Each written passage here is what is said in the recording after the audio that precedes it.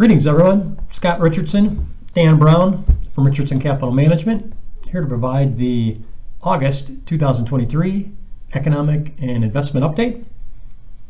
So in the month of August, financial markets produced slightly negative returns in both the stock markets in general and the bond markets.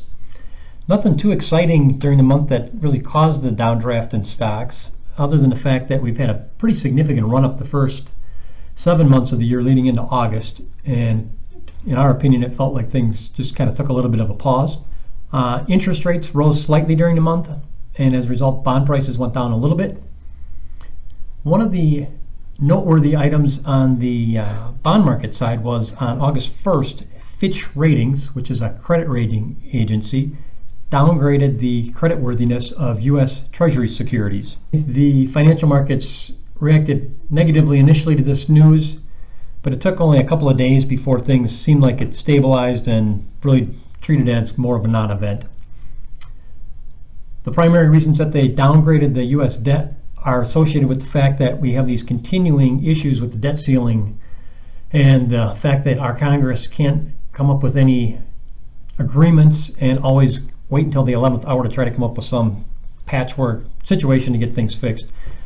Doesn't instill any confidence. And then obviously the federal spending has increased significantly over the past several years and continues to stay on a pretty much unsustainable path, and as a result they downgraded the debt rating of the credit.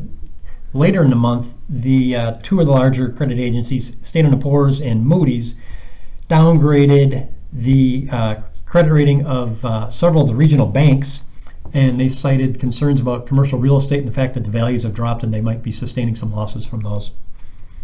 So those were a couple of the major items of the month. And then the other third item would be the Jackson Hole Symposium, where the Federal Reserve gave some guidance. And with that, I'm going to turn it over to Dan so he can give us an update on what's going on that front. Thanks, Scott. So yeah, we saw late in the month of August the annual Jackson Hole Symposium.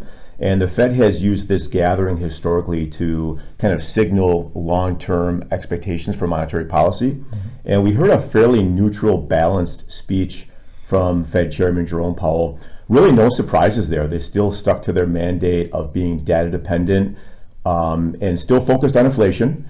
So as we look at inflation, it's come down quite a bit from the peak of last year, but it's still too high for the Fed's comfort. They want to see this go more towards 2% as opposed to the 3.5% range that we're in right now. The other big takeaway from the gathering is that there were a lot of global central bankers there, and they all spoke about a higher for longer interest rate environment, and we still think that's the right way to think about it.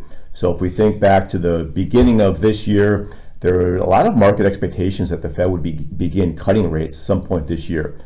We think that's definitely off the table, and as we look forward to next year, we still think a higher interest rate environment for longer is in place until the Fed is very confident that inflation is trending and going to stay near that 2% goal. So Scott, do you want to share an outlook with our clients and customers and maybe talk about portfolio positioning? So the big picture takeaways, I'd say, our financial markets have performed pretty strongly year to date. August, things took a pause, and going forward, I think we're of the opinion that it's still a bumpy road ahead, as we're anticipating interest rates are going to stay higher for longer, as you alluded to earlier. The impact of that is yet to be fully felt, in our opinion. There's a lag between when the rates go up and when you start seeing the impact of those. And we think we're just starting to see some of the initial signs of economic slowing, and the question is going to be, how big an impact does that have? I think we're still of the opinion we're not expecting a significant or deep recession, but nonetheless there's going to be some slowing, and as a result we're going to remain cautious like we have been. With the current interest rate environment, the fact that we've got an opportunity to invest some cash in a money market position that's earning currently over 5%, we're pretty content having some dry powder that's earning 5%, and we're going to continue to hold that, and we're thinking we're going to have some better opportunities to redeploy that cash in the future, so we're going to remain patient.